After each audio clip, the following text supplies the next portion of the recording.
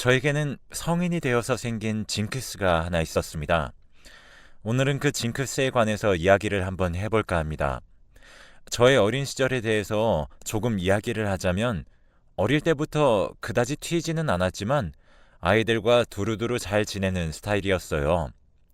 어릴 때부터 혼자 있는 아이에게도 잘 다가가는 타입이었고 아이들도 저를 많이 좋아했었습니다. 친구들도 꽤 있었고 했었는데 물론 성인이 되면서부터 많이 끊어지기는 했었죠. 그러다가 직장에 취직하게 되면서 저는 고향을 떠나 다른 곳으로 취직을 하게 되었어요. 하고 싶었던 일이라 고향과는 많이 멀었지만 결국에는 일을 택하게 되었습니다. 무사히 직장을 다니기 시작한 저는 회사 생활을 시작하게 되었죠. 어느 날 직장 선배가 소개팅을 시켜준다는 이야기를 하더라고요. 처음에는 거절했었지만 너무 잘 어울릴 것 같다고 부리는 성화에 저는 결국 그 사람과 한번 만나보게 되었습니다. 직장 선배가 저를 좋게 봤던 것인지 정말 그 사람 괜찮더라고요. 자기 일도 열심히 하고 있고 성실하고 무엇보다 빠지는 것도 없이 정말 상냥하고 순한 사람이었습니다.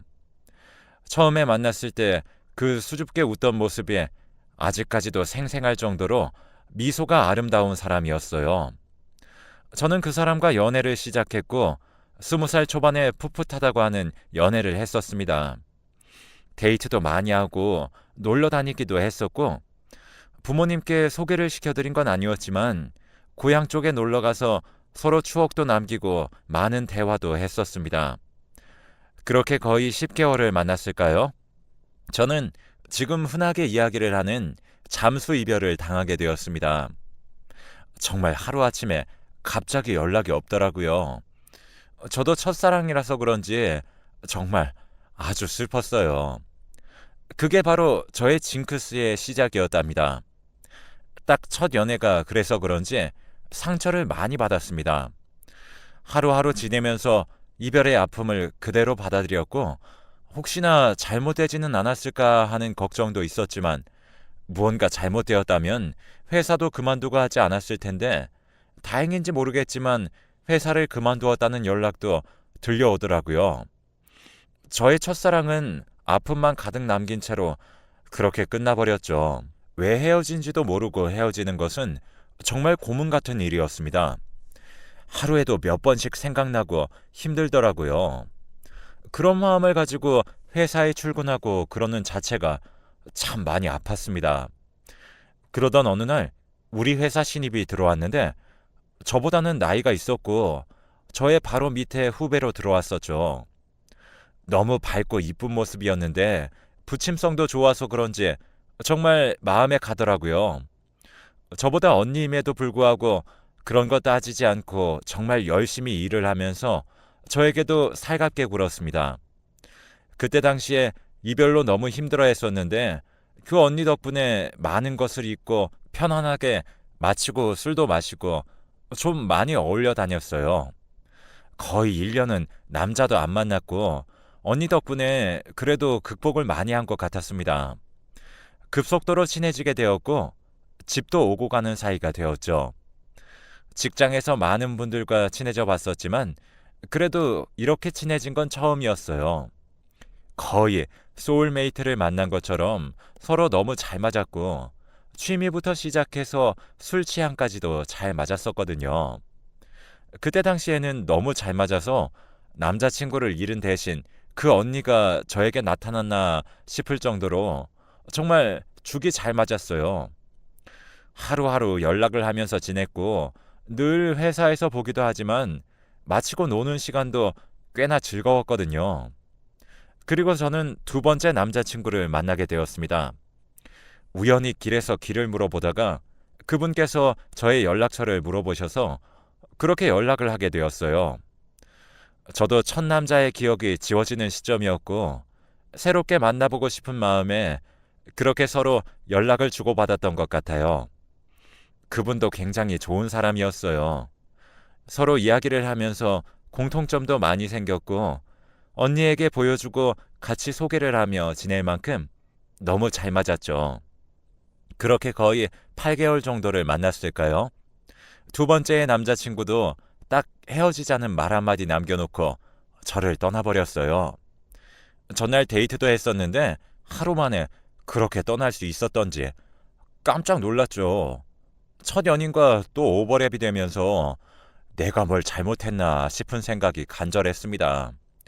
그렇게 갑작스럽게 헤어지니까 다들 이렇게 헤어지나 싶기도 하고, 다른 회사 동료들의 말을 들었을 때는 어느 정도 싸우거나 권태기가 왔거나 여러 가지 사연들이 있다고 하는데, 저는 무척이나 뜬금없이 헤어지더라고요.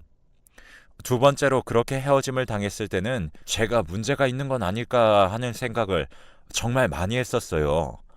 사람들이 그렇게 뜬금없이 떠나는 데는 뭔가 이유가 있구나. 아니면 내가 여자로서 매력이 부족할까?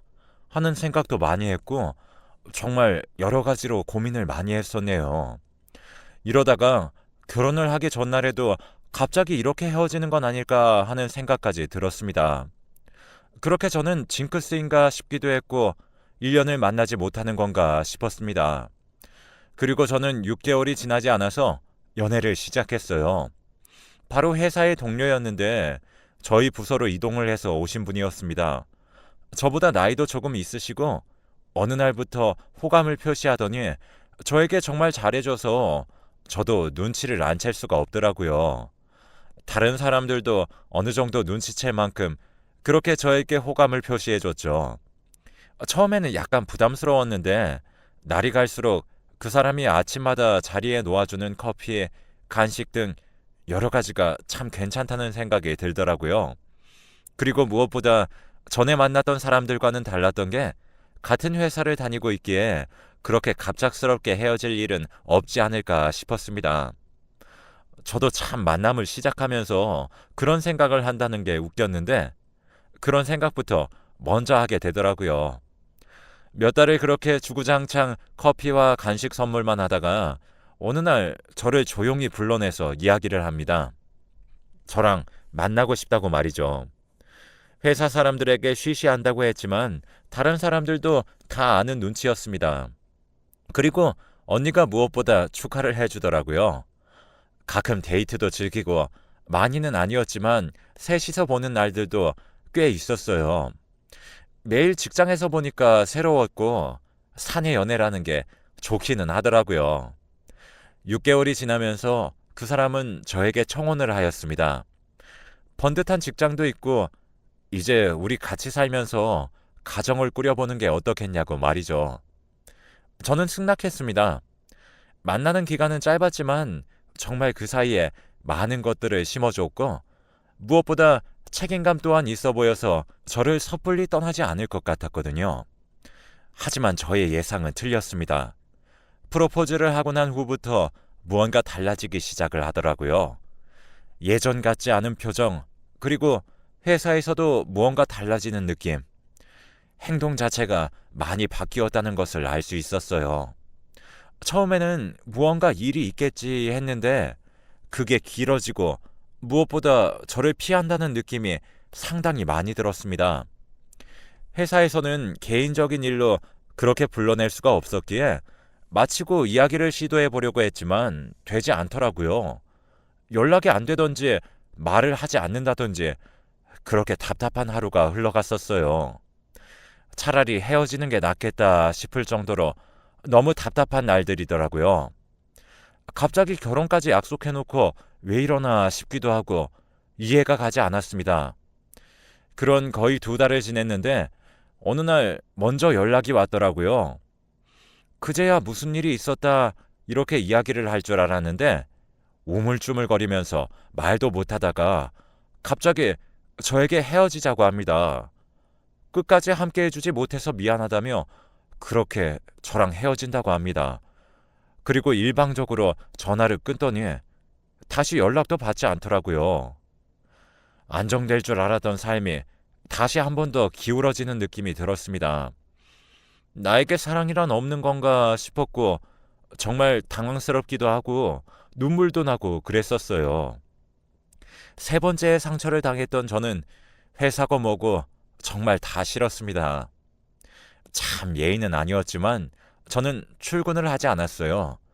도저히 얼굴을 볼 용기가 나지 않았고, 그리고 다음날 언니에게 물어보니 저도 나오지 않고 그 사람도 나오지 않았다고 말하더라고요.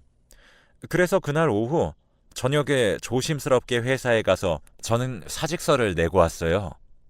아무도 만나기 싫더라고요. 자꾸 그렇게 되니까 제가 문제인가 싶기도 하고, 그렇게 저는 회사를 그만두고 연락을 모두 끊었습니다. 너무 답답해서 저는 점집에 가게 되었죠. 점집에 갔더니 있어서는 안 될 게 있다며 당장 도망가라고 하더라고요. 물론 심적으로 무리가 없었다면 그 말도 듣지 않았을 텐데, 저는 새롭게 시작하고 싶은 마음도 있었고 그냥 그곳이 너무 싫었습니다. 그렇게 저는 바로 집을 내어놓고 그곳을 떠나기로 마음을 먹었죠. 고향으로 돌아갈까 싶었지만 아무것도 없는 곳으로 가고 싶었어요. 회사 쪽에서도 소문이 날 테고 남자 때문에 그만둔 사람이라 낙인 찍혀 이미 그곳에서는 손 쓸 수도 없었거든요. 저는 아무 연고가 없는 곳에서 다시 한 번 더 시작을 해보기로 했었습니다. 그런데 참 이상했습니다. 그렇게 이사를 하고 난 후 저는 직장을 구했고, 그 후로 만난 남자와는 1년이 넘게 연애를 하게 되었어요. 그동안 만났던 사람들처럼 갑자기 하루아침에 헤어지자는 소리도 하지 않았고, 물론 만나다가 싸워서 한번 헤어질 뻔했던 적도 있었습니다. 하지만 그 사람이 저를 잡아주었고, 그 사람은 무언가 달랐어요. 여태까지 그냥 이별 통보만 남긴 채 헤어진 사람과는 아주 달랐었습니다. 1년을 넘게 연애하고 결혼했어요. 그때 점집이 참 용하다고 했었는데, 그렇게 그곳을 떠나니 연애도 똑바로 되는 것 같고 결혼도 하는 것 같더라고요. 그 사람과 정말 행복하게 살았습니다. 아파트 단지에서도 누구보다 남편 잘 만났다고 하면서 그렇게 살았어요. 누구보다 행복했고 신혼은 달콤하기만 했었습니다. 그러던 어느 날 장을 보고 가는데 익숙한 얼굴이 보였습니다. 바로 언니였어요. 저는 단번에 언니를 알아봤고 그녀도 저를 알아보는 것 같더라고요. 저는 그렇게 언니를 끌어안았습니다. 도대체 어떻게 된 거냐고 물어보는데 그저 눈물만 나오더라고요. 연락을 모두 다 끊어버렸는데 언니와 저는 정말 인연이었던 모양입니다. 그날 그렇게 언니와 만나서 울었어요. 언니는 다행히도 같은 아파트 단지에 이사를 왔었고 회사도 그렇게 멀지 않은 곳에 있더라고요.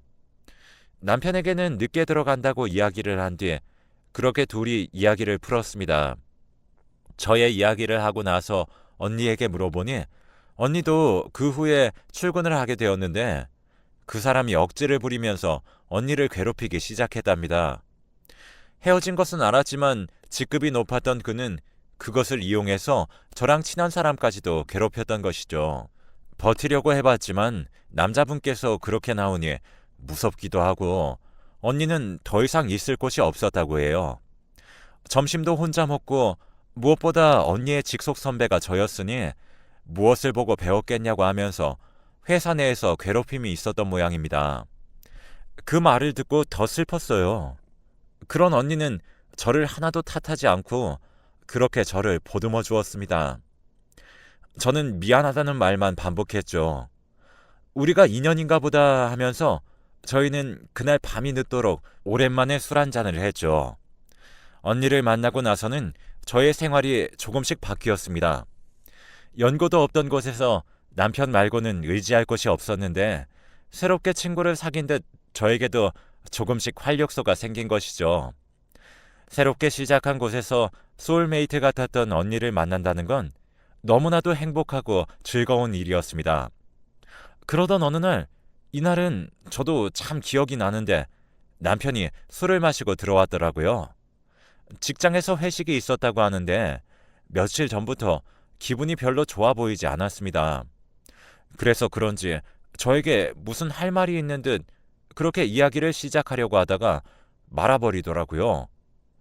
왜 그런지도 물어봤었는데 대답도 안 하고 술에 취해서 잠이 들었습니다. 그때 표정에 무언가 너무 화도 나고 슬퍼 보였었는데 다음날 기억이 나지 않는다고 해서 그냥 넘기게 되었죠. 그날이 있고 한 달 정도가 지났었어요.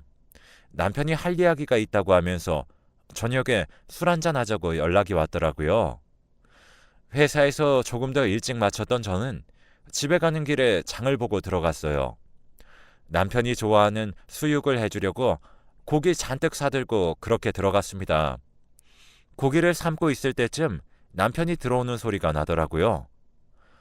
저를 뒤에서 이야기를 하는데 무슨 일인데 이렇게 고기까지 준비를 하게 하냐고 장난도 쳤었습니다. 그냥 그렇게 술 한잔하면서 이야기를 하려고 하나보다 하는 찰나에 초인종 소리가 들리더라고요. 남편이 나가보겠다고 하면서 나갔고 저는 올 사람이 없는데 하면서 고기를 계속 보고 있었어요. 문이 열리는 소리가 났고 사람 인기척도 났는데 그 소리가 가까워지는 게 느껴지지 않더라고요. 현관에서 들어오지 않는 듯한 소리였죠. 잠시 고개를 두고 저는 나갔습니다. 그때의 장면은 저는 잊을 수가 없네요. 현관문 앞에서 언니를 막아서고 있는 신랑. 그 장면이 참 아이러니했습니다.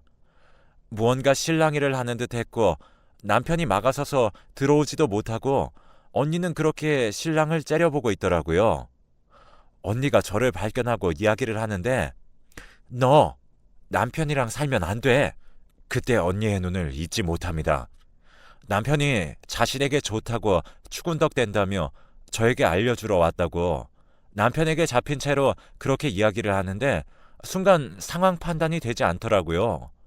이게 무슨 말일까 하는데 남편이 오해라고 하면서 막아서고 있었습니다.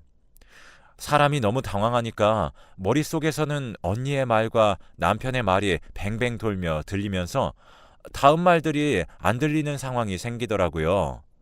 그렇게 주저앉았는데 한참 있다가 남편의 목소리 하나가 들려왔습니다. 당신 첫 남자 갑자기 말도 없이 사라졌지?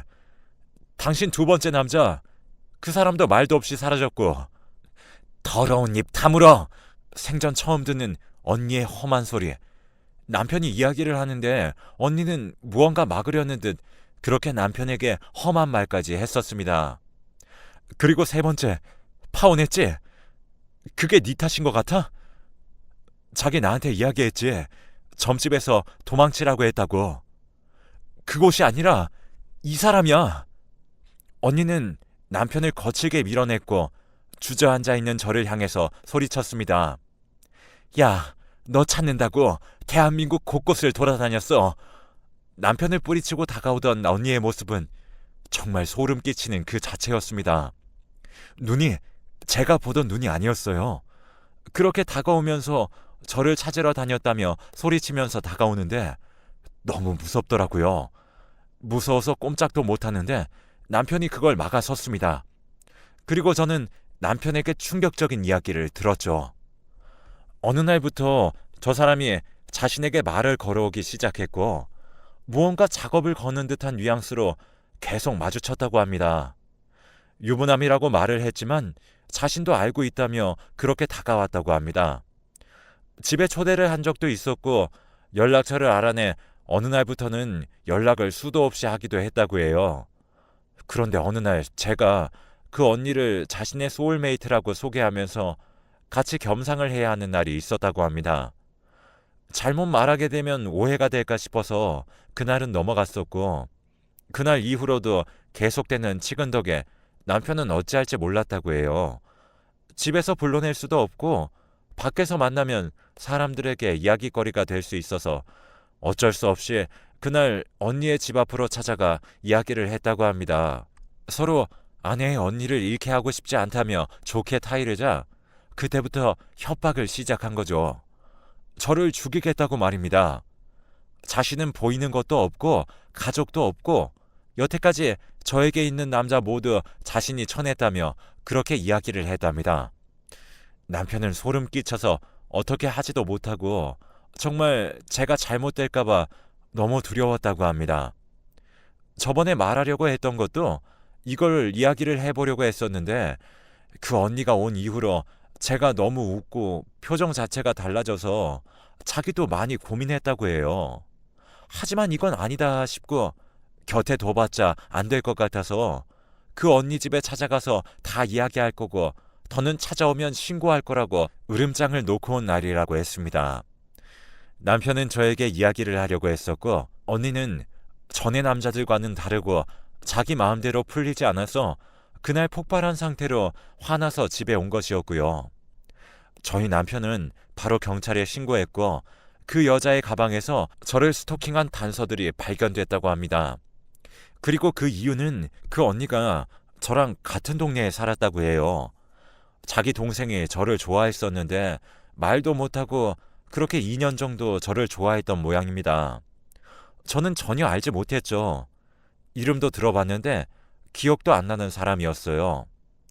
왕따를 당했던 자기 동생을 제가 이야기도 들어주고 같이 교회도 가주고 했다고 해요. 하지만 결국 이루어지지 못했는데 어느 날 자기 가족들이 자신 빼고 차를 타고 어디를 가다가 교통사고를 당해 모두 다 세상을 떠난 것입니다. 그렇게 가족을 잃고 살아가는 어느 날 저를 보게 되었던 것이죠. 첫 남자친구와 있던 저를 말입니다. 자기 동생은 그렇게 죽었는데 저는 다른 남자와 히덕거리고 있는 모습이 정말 꼴보기 싫었다고 합니다. 그렇게 그 사람의 인생 목표는 저를 망가뜨리는 것이 되었고 그렇게 저를 죽자 살자 찾아다녔던 거죠. 참 안타깝기도 했지만 소름 끼쳤습니다. 원망할 대상을 찾아 헤맸지만 정작 그 분노는 엉뚱한 방향을 향해 있었습니다. 그분은 지금 정신병원에 들어가 있습니다. 어떻게 되었는지 모르겠지만 접근 금지 신청과 함께 저는 그 사람에게서 자유로워졌어요. 너무 믿고 있었던 사람이었는데 그렇게 되니 많이 무섭더라고요. 그나마 남편이 옆에서 지켜주고 했기에 다른 사람들처럼 무섭다고 떠나지 않았기에 그렇게 저의 곁을 지킬 수 있었던 게 아닐까 싶습니다. 여태까지는 어디에다 이야기하기도 그래서 말하지 못했는데 몇 년이 지난 지금에서야 이야기해 봅니다. 그동안 마음에 품고 있어서 그런지 이렇게 이야기를 하니 속이 편하네요. 긴 글 읽어주셔서 감사하고 가시는 길 모든 길에 축복이 가득하길 바라겠습니다.